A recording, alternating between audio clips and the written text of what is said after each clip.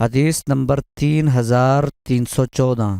حضرت ربیع بن صبرہ جوہنی رضی اللہ تعالیٰ عنہ اپنے والد حضرت صبرہ رضی اللہ تعالیٰ عنہ سے روایت کرتے ہیں، وہ فرماتے ہیں نبی اکرم صلی اللہ علیہ وسلم نے ہمیں متاع کی اجازت دی، پس میں اور ایک دوسرا آدمی بنو عامر کی ایک عورت کے پاس گئے۔ وہ عورت نوجوان دراز گردن تھی۔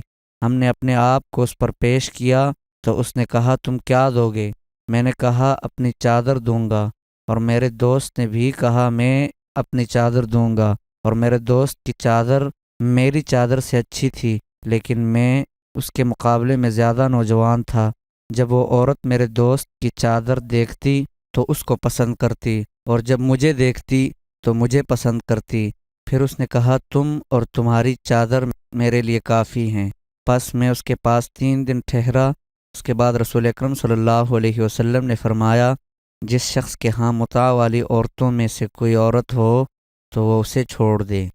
حدیث نمبر 3315۔ حضرت ربیع بن صبرہ رضی اللہ تعالیٰ عنہ فرماتے ہیں ان کے والد نے فتح مکہ کے سال رسول اکرم صلی اللہ علیہ وسلم کے ہمراہ جہاد کیا۔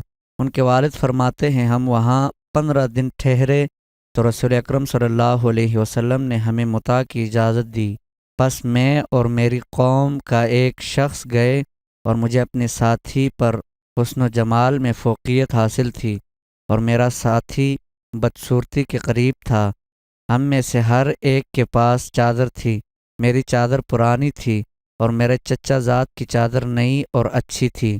حتیٰ کہ جب ہم مکہ مکرمہ کی نشیبی یا بالائی بستی میں گئے تو ایک عورت سے ملاقات ہوئی جو نوجوان اور دراز گردن تھی۔ ہم نے کہا کیا تم ہم سے کسی ایک سے متاع کو پسند کرتی ہیں؟ اس نے کہا کیا دو گے؟ تو ہم میں سے ہر ایک نے اپنی چادر اس کے سامنے کر دی۔ پس وہ عورت ہم دونوں کو بغور دیکھنے لگی۔ میرا دوست اس کی توجہ کا بہت منتظر تھا۔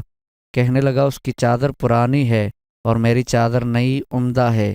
اس نے 2 یا 3 بار کہا اس کی چادر کی کوئی پرواہ نہیں۔ پھر میں نے اس سے متاع کیا اور اس وقت تک نہیں نکلا جب تک حضور صلی اللہ علیہ وسلم نے اسے حرام قرار نہیں دیا۔